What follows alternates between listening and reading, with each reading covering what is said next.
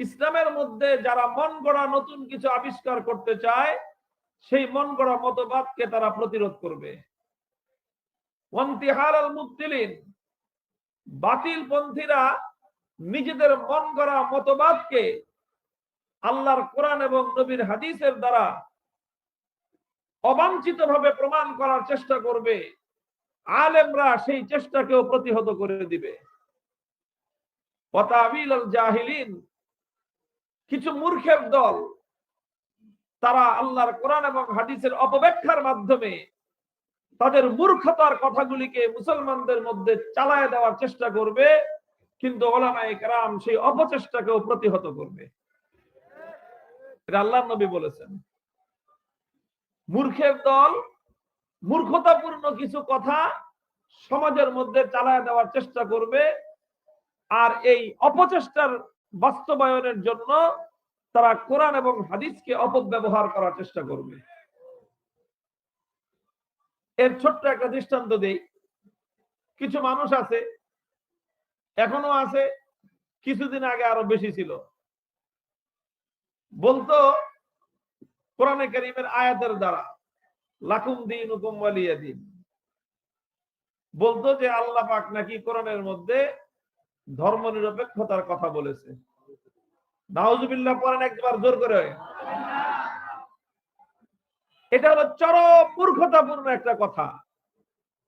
কোরআন নাজিল হয়েছে ঈমান এবং ইসলামকে প্রতিষ্ঠিত করার জন্য। ধর্মনিরপেক্ষ মতবাদ চূড়ান্ত ভাবে কোরআন বিরোধী একটা মতবাদ, ইসলাম বিরোধী একটা মতবাদ। সেই মতবাদটাকে কোরআনের আয়াতের অপব্যাখ্যার মাধ্যমে, ভুল ব্যাখ্যার মাধ্যমে, কোরআনের আয়াতের দ্বারা কুফরি মতবাদকে সাব্যস্ত করার অপচেষ্টা চালানো হয়েছে। আল্লাহ নবী বলেছেন, এইরকম অপচেষ্টা যখনই কেউ করবে, তো উম্মতের আলেম সমাজ তাদের দাঁত ভাঙ্গা জবাব দেওয়ার জন্য প্রস্তুত হয়ে যাবে। যারাই ইসলামের নামে ভুল কোনো ব্যাখ্যা দেয়, ভুল কোনো কথা মানুষের মধ্যে প্রতিষ্ঠিত করার চেষ্টা করে, প্রচার করার চেষ্টা করে, সর্বযুগেই এটা আলেমদের দায়িত্ব যে আলেমরা তখন সেই বাতিল মতবাদকে প্রতিহত করবে। অনেক মানুষ মনে করে যে হুজুররা খালি আরেকজনের বিরুদ্ধে বলে, হুজুররা খামাখাই কাদিয়ানীদের বিরুদ্ধে কথা বলে, বলার দরকার কি? হুজুররা নিজেকে কাজ নিজেরা করবে, কাদিয়ানীদের বিরুদ্ধে বলার দরকারটা কি? নাউজুবিল্লাহ বলেন। হুজুররা অমুক বাতিল মতবাদের বিরুদ্ধে কথা বলে, বলার দরকারটা কি? নিজের কাজ নিজে করলেই তো হয়। ভাই নিজের কাজ কোনটা? এটাই তো হুজুরদের নিজেদের কাজ। বাতিল মতবাদকে খণ্ডন করাই এটাই হুজুরদের কাজ। এই কাজ যদি হুজুররা না করতে পারে, তো আল্লাহ এবং তার রাসূলের কাছে হুজুররা জবাব দিয়ে পার পাবে না। আপনি রাস্তায় রাখছেন নাইট গার্ড, রাস্তায় রাখছেন কি নাইট গার্ড, পাহারাদার। চোর এসে চুরি করতে, আর নাইট গার্ড গিয়ে তার সাথে গন্ডগোল লাগাইছে। এখন আপনি যা করবেন নাকি, এই বেটা তুই তোর কাজ কর, তুই গন্ডগোল করস কে? হ্যাঁ, আপনি যদি পাহারাদার কন যে তুই তোর কাম কর, তুই ওর সাথে গন্ডগোল করস কেন? এটা হইলো কথা? আমি পাহারাদারের কামটা কি? চোর আসলে চোরের সাথে গন্ডগোল করাই তো আর কাজ। চোরাই আসছেন, চোরের সাথে গন্ডগোল করবে না? ডাকাত আসছে, ডাকাতির সাথে পাহারাদার মারামারি করবে না?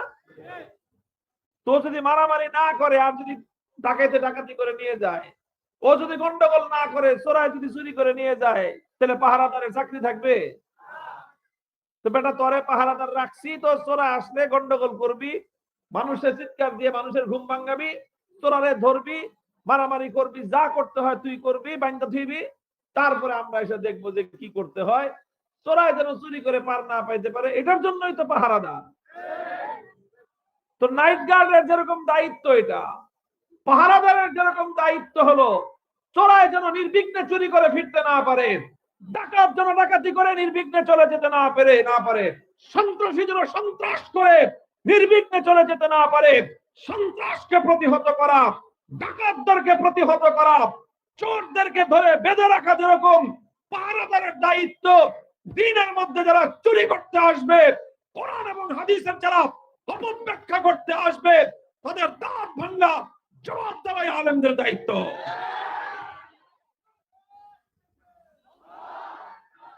এই দায়িত্ব আর কেউ দেয় নাই, স্বয়ং আল্লাহ এবং তার রাসূল দিয়েছেন।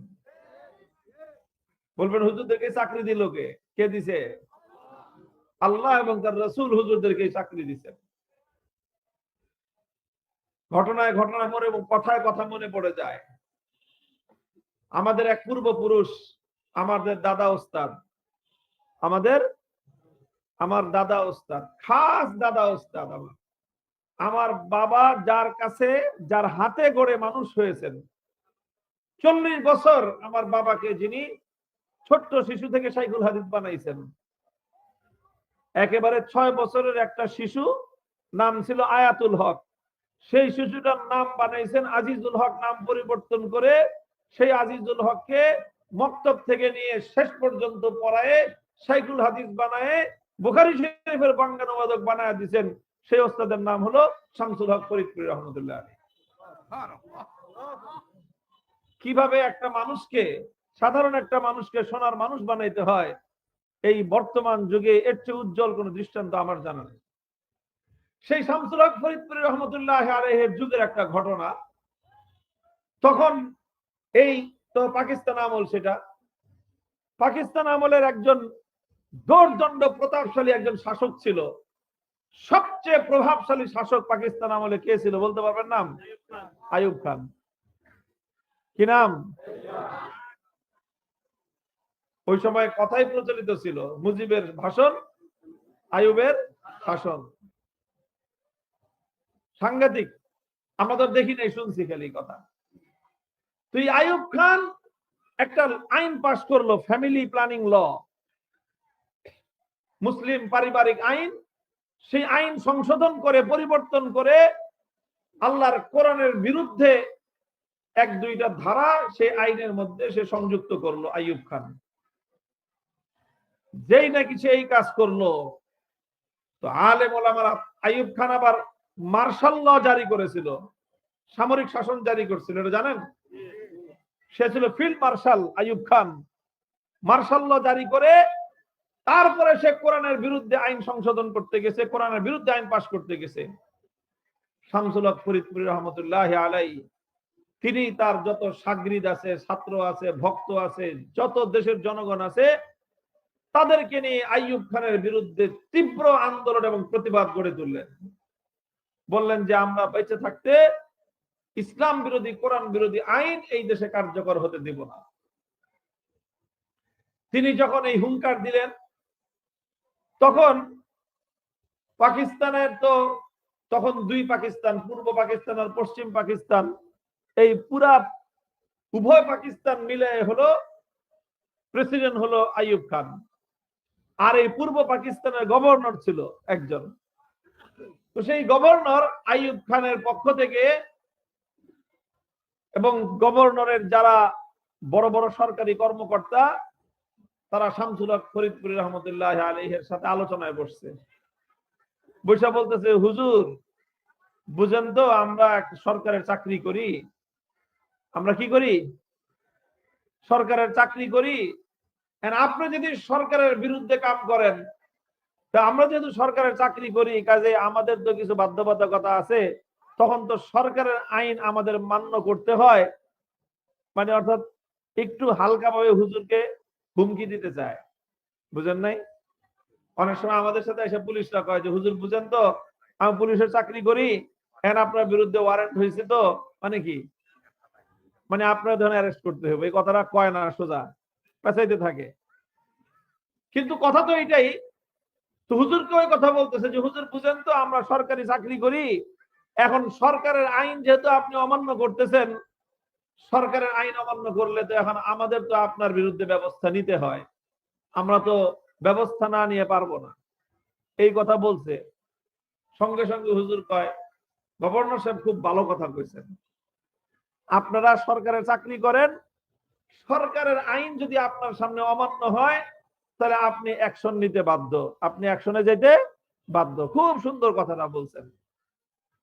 এই কথার ভিত্তিতে আমার একটা কথা শুনেন, আপনারা যেরকম এক সরকারের চাকরি করেন, আমরাও একটা বড় সরকারের চাকরি করি। আপনার সরকারের আইন অমান্য হলে আপনি যেরকম অ্যাকশনে যান, আলেম সমাজ যেই সরকারের চাকরি করে সেই সরকারের কোন আইনের উপর যখন আপনারা হাত তুলবেন, আপনাদের বিরুদ্ধে অ্যাকশনে যাব, সেই মহান সরকারের চাকরি যারা করে সেই আলেমদের দায়িত্ব।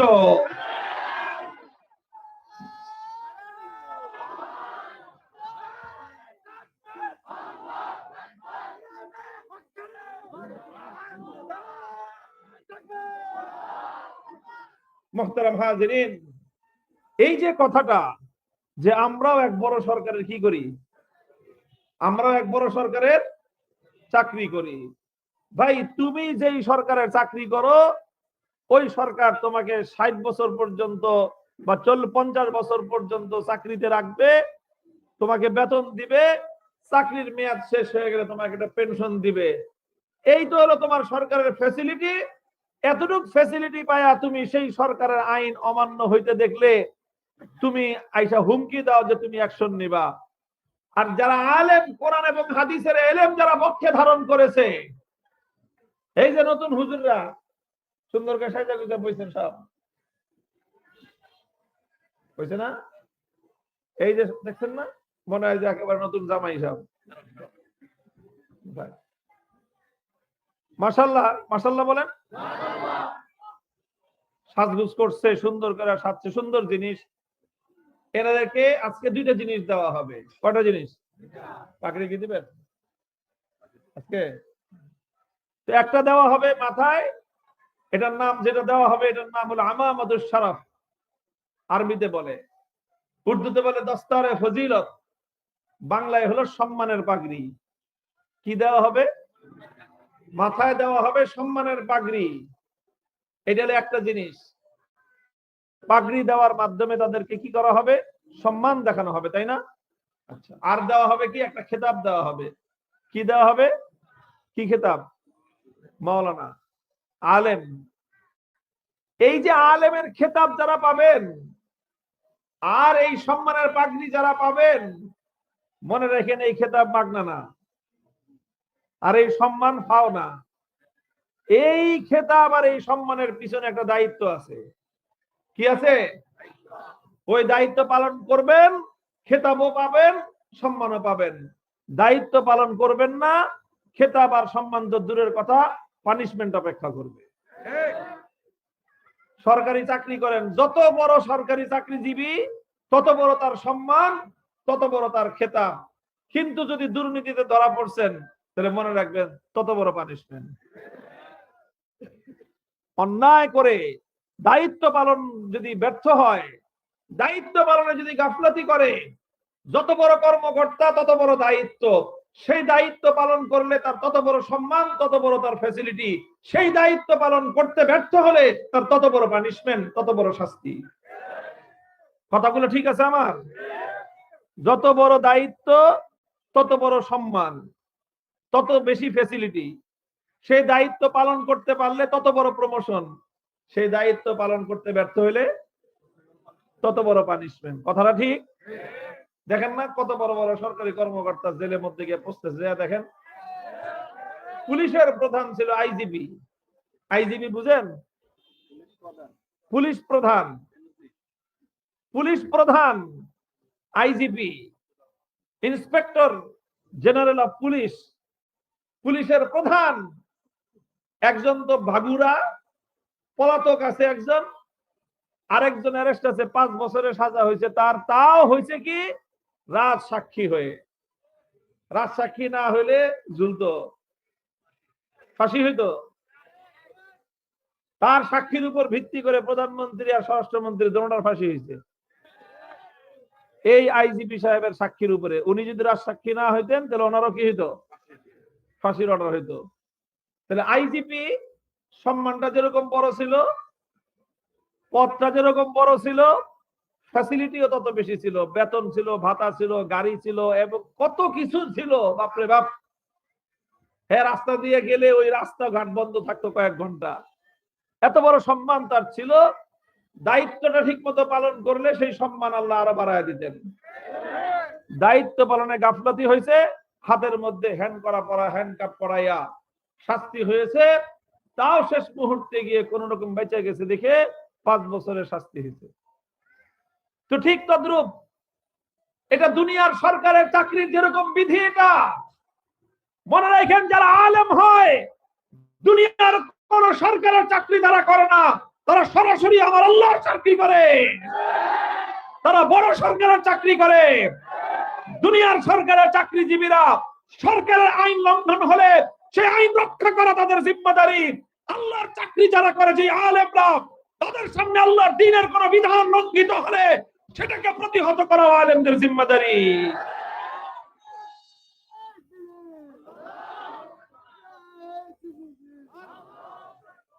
মুহতারাম হাজিরিন, বলতেছিলাম এই জন্য অনেক সময় অনেক মানুষ আলেম ওলামাদের প্রতি বিরক্ত হয় যে হুজুরের কাম নাই খায়া খালি আরেকজনের বিরুদ্ধে, কাদিয়ানীদের বিরুদ্ধে, অমুকের বিরুদ্ধে, তমুকের বিরুদ্ধে কথা বলে।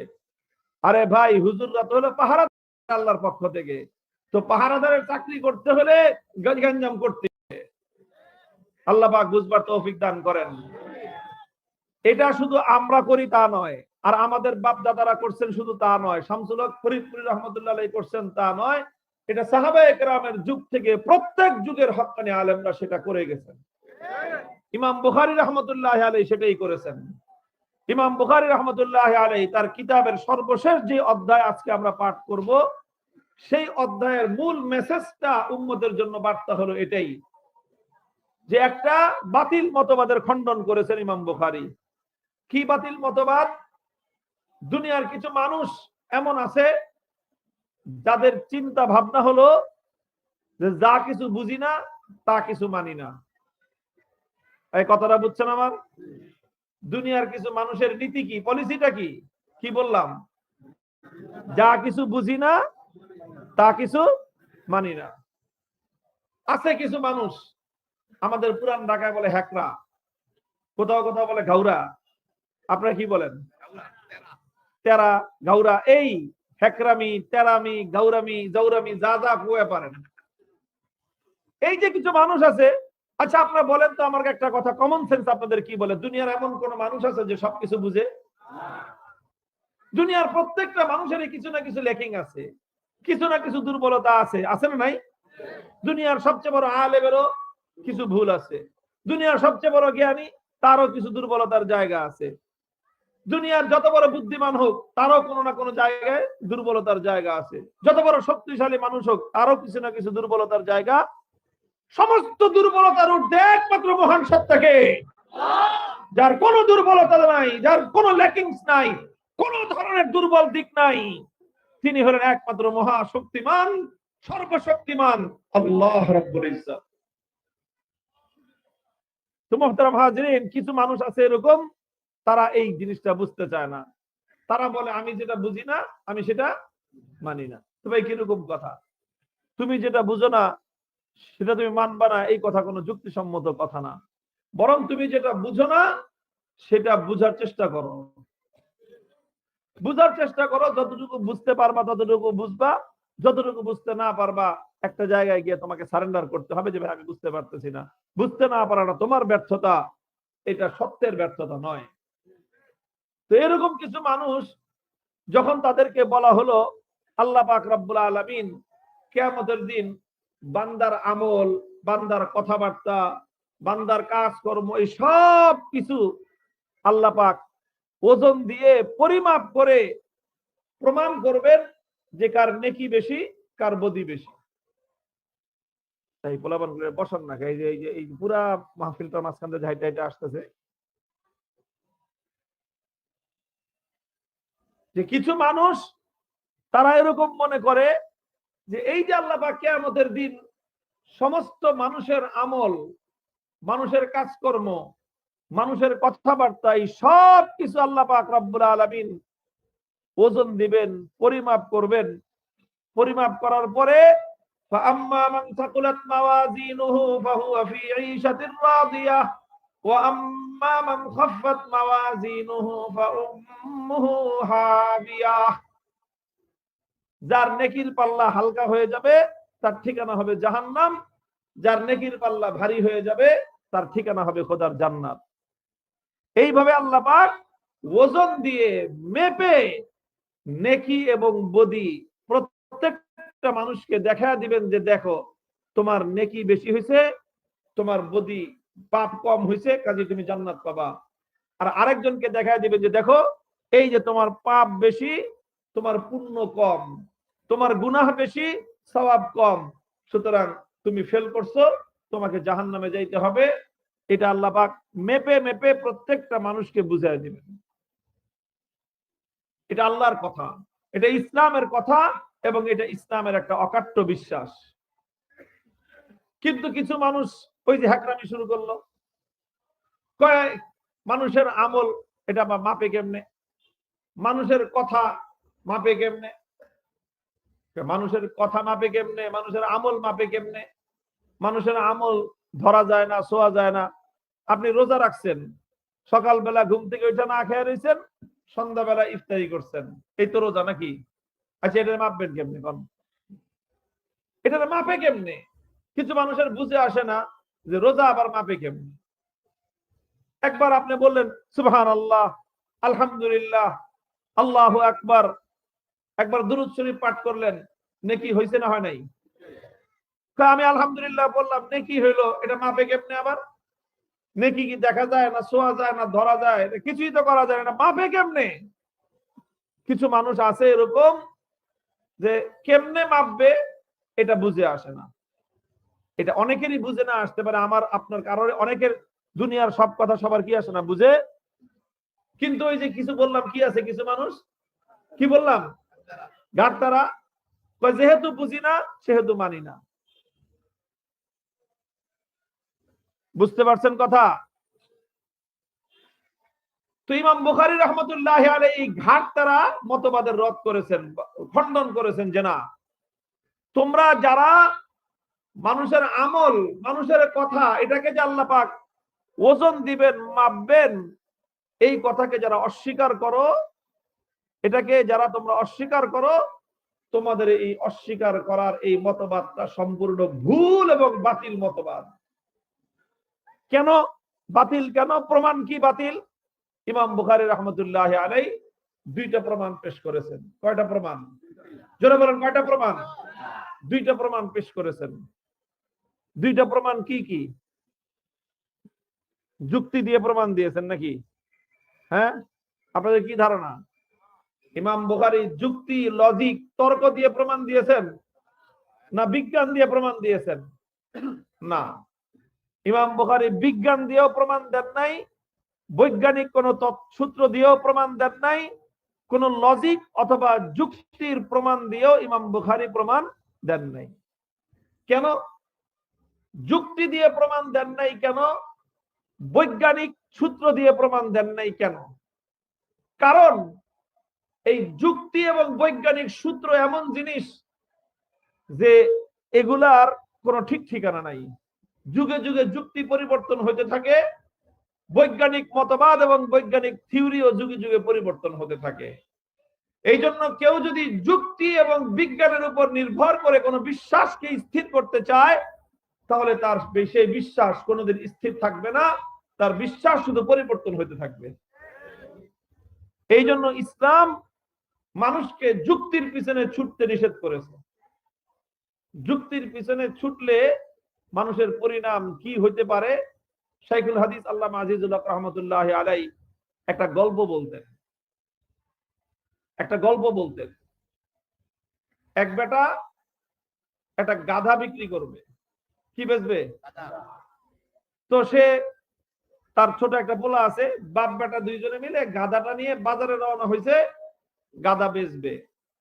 তো গাধা যেহেতু একটা প্রাণী, মানুষের বাহন হিসাবে কাজ করে, তো বাপে গাধার পিঠে সওয়ার হয়েছে, আর ছোট পোলাটা গাধার পিছে পিছে হাইটা হাইটা আসতেছে, বাজারে ছুটছে। কিছুদূর পথ চলার পরে একদল মানুষের সাথে দেখা। এই মানুষগুলো তাকায় দেখে একজন আরেকজনের মন্তব্য করতেছে, দেখ দেখ দেখ কিরকম পাষণ্ড বাপ, বুড়া বেটা গাধার পিঠে সওয়ার হয়ে যেতেছে, আর ছোট্ট পোলাটা পরে হাঁটায় নিতেছে, একটু মায়া দয়া নেই। লোকটা বলল যে এই লোকগুলোর কথার মধ্যে কি আছে? যুক্তি আছে। সে নিজে নাইমা পোলারে কইলো যে তুই গাদার পিঠে সওয়ার হয়ে যা, বাপে পিছে পিছে হেঁটে যায়। কিছু দূর যাওয়ার পরে 2 নম্বর আরেক দল লোকের সাথে দেখা। কয় দেখ দেখ দেখ কত বড় বেয়াদবের বেয়াদব, বাপে হাইটা যায় আর পোলা বাপের সামনে গাদার পিঠে সওয়ার হয়ে যায়। লোকটা হলো এই কথার মধ্যেও কি আছে? যুক্তি আছে। এরপরে করলো কি, বাপ বেটা দুজন একসাথে গাদার পিঠে সওয়ার হলো। কিছু দূর যাওয়ার পরে 3 নম্বর আরেকটা গ্রুপের সাথে দেখা। দেখ দেখ দেখ দেখ কিরকম নির্দয় মানুষ, ছোট্ট একটা অবলা প্রাণী গাদা, বাপ বেটা দুইটা এরকম একটা ছোট গাদার উপরে সওয়ার হয়ে বসে। লোকটা বলে যে কথার মধ্যে তো কি আছে? যুক্তি আছে। এখন বাপেও নামছে, পোলায়ও নামছে। কয় চল বাবা, কারোরই গাদার পিঠে সওয়ার হওয়ার দরকার নাই, গাদাও হাইটা চলুক, আমিও হাইটা চলি, তুইও হাইটা চল। এখন বাপেও হাঁটে, পোলায়ও হাঁটে, গাদায়ও হাঁটে। কিছু দূর যাওয়ার পর 4 নম্বর গ্রুপের সাথে দেখা। আর কয় দেখ 3টা গাদা হাইটা যায়। কয় গাদা? 3 গাদা হইলো কেমনে? একটা তো অরিজিনাল গাদা, একটা তো অরিজিনাল গাদা, আর বাকি 2টা তো মানুষ, কিন্তু ওই 2টা গাদা হলো কেমনে? কয় গাদা না হইলে তোর কাছে আল্লাহ পাক একটা বাহন দিছে, ধরে নেন না ওই যুগের, বর্তমান যুগের মোটরসাইকেল। এখন মনে করেন আপনারা 2 জন মানুষ, একটা মোটরসাইকেল। তো এখন যদি মোটর সাইকেলটা ভালো আছে, ঠিক আছে, কোনো সমস্যা নাই, তেল আছে, সব ঠিক আছে, কিন্তু আপনি সারাদিন এই মোটর সাইকেল ঠেলে নিয়ে ঘুরে বেড়ান, পাবলিক আপনার কি করবো? কম গাদা ছাড়া আর কি করবো? তাই গাদা, তোর যদি মোটর সাইকেলই আছে তোর, আর মোটর সাইকেল তুই যখন রাস্তায় বাইর করছস তো ঠেলে না বেড়াস কি লিগা? তুই মোটর সাইকেল উঠোস না কেন? বলবে না? তো বললো যে তোমাকে আল্লাহ পাক একটা বাহন দিছে, হয় তুমি বাহনে চড়ো, নাহলে তোমার পোলারে আরোহণ করাও। এটা কিরকম? বাহনও হাইটা যায়, যাত্রীও হাইটা যায়, তা গাদা ছাড়া আর কি? লোকটা বলল কথার মধ্যে কি আছে? যুক্তি আছে। এখন ওর মাথা ঘুরাইতেছে যে কর্মটা কি? আমি একলা আরোহণ করলাম, হইলাম পাষণ্ড বাপ, পোলায় আরোহণ করলো হইল বেদ্যব পোলা, 2 জন আরোহণ করলাম, 2 জন হইলাম নির্দয় মানুষ, দুজন নামলাম, শেষ পর্যন্ত হয়ে গেলাম গাদা। এখন সবগুলি কথার মধ্যে তো যুক্তি আছে, এখন করবেটা কি বলেন? আর কি করার আছে এই 2 লোকের? আর কোনো কিছু করার আছে? এখন কয় যে বিরক্ত হয়ে গেছে, যুক্তির পিছনে পড়ে শেষ পর্যন্ত সে করছে কি, গাদাটা সাথে থাকলেই সমস্যা। গাদা যদি সাথে না থাকে তাহলে মানুষের কিছু বলবে না। এই জন্য মানুষের কথার, যুক্তির কথা থেকে বাঁচার জন্য গাদাটারে ছেড়ে দিছে। গাদাটারে যেই ছেড়ে দিছে, তো গাদা তো গাদাই, ও যখন মুক্তি পাইছে ও নাচতে নাচতে জঙ্গলে চলে গেছে। এখন বাপ বেটা বাড়ি থেকে রওনা করছিল, গাদা বিক্রি করবে, টাকা নিয়ে বাড়িতে ফিরবে। এই জন্য এখন তো গাদারা অর্ধেক রাস্তার মাঝখান দিয়ে ছেড়ে দিছে, মানুষের কথায় বিরক্ত হয়ে, যুক্তির পিছনে বিরক্ত হয়ে। এখন দুজন বাপ বেটা আস্তে আস্তে বাড়িতে আইছে। বাড়িওয়ালি অপেক্ষা করতেছে যে গাদা বেচে 10,000 টাকা নিয়ে আসবে। এটা নিয়ে তার বিশাল প্ল্যান। এই টাকা দিয়ে কারে দাওয়াত খাওয়াবে, বাড়িতে কি ফার্নিচার কিনবে, নিজের জন্য কসমেটিক্স কিনবে, নিজের জন্য 3 পিস কিনবে, শাড়ি কিনবে, তার বিশাল একটা প্ল্যান। এখন বাপ বেটা বাড়িতে আসতে জিজ্ঞাসা করছে, গাদা কত বিক্রি করছো গো? কি কয়? কি বলবে কোন? বাপে পোলার দিকে চায়, পোলা বাপের দিকে চায়। কয় কি ব্যাপার, ঘটনা কি? গাদা কত বেচছো কও না কে? এখন শেষ পর্যন্ত পোলায় কয়, মা গাদা তো বেশি নাই। কয় গাদা বেচছ না, তো গাদা কই? এখন কয় বাপে তো মানুষের যুক্তির পিছের পাল্লায় পড়ে বিরক্ত হয়ে গাদা ছেড়ে দিছে, গাদা তো গেছে গিয়া জঙ্গলে। এই কথা শুনে তো এই বাড়িওয়ালির মাথায়, মানে মাথায় খুন উঠে গেছে। বলে কি, 10,000 টাকার নামে গাদা, এটা তুই মানুষের কথার পিছনে পড়ে ছেড়ে দিবি?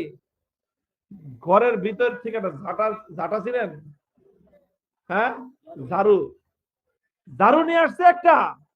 আচ্ছা, বাপ বেটারে বলতেছে যে জঙ্গল থেকে গাধা খুঁজে নিয়ে আইসা বিক্রি করে টাকা নিয়ে বাড়িতে ফিরবা।